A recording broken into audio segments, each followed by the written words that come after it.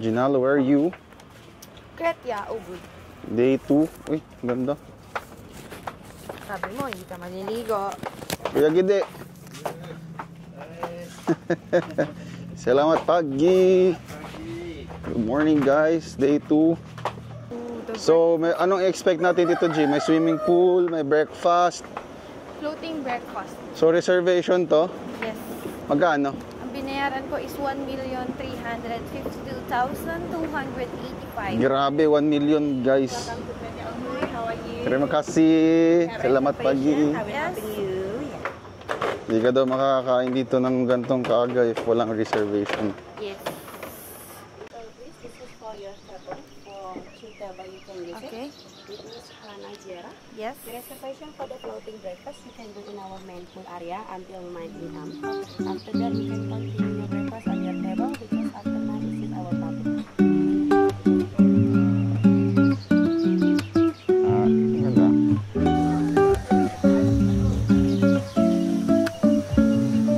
Kaway ka muna.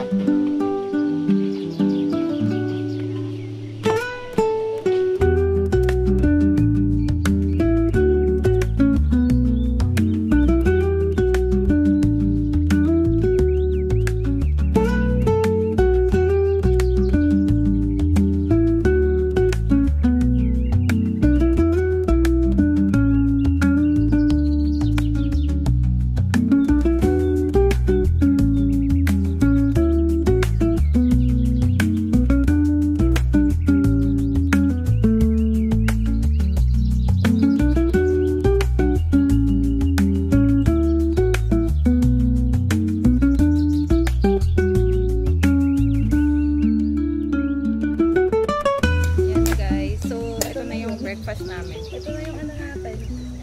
Itaga-shot kami.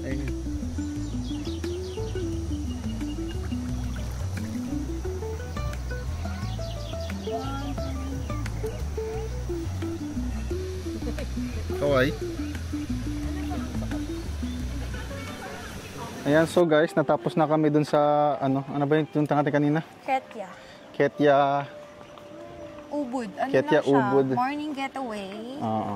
So, Eat breakfast, dumami yung tao. Pagpatak ng alas 9, alas 10, dumami na yung tao. Kasi public So, na siya. nakapagpa-reserve kasi si boss mga 3 months in advance. Yes. So, kami lang yun nandun kanina. Alas 7 hanggang alas 9. Ganda ng mga shot namin. And yan. Wala na nga yung date na para Now, bukas, 40 minutes from Kretya, nandito tayo ngayon sa, saan to? Kanto lang po. Canto Lampo Waterfalls. So, may waterfalls dito. Eh, yan. You'll see dito magbabayad. Hello. Bayad na si bro. Bayad ka na bro. Libre tayo ni bro.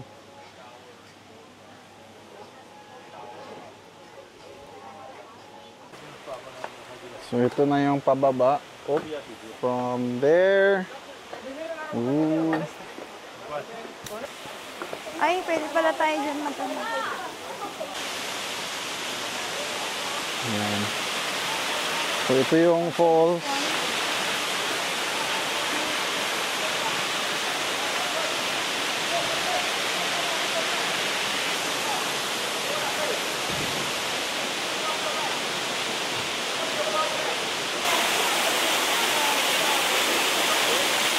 So, anong activity dito, boss?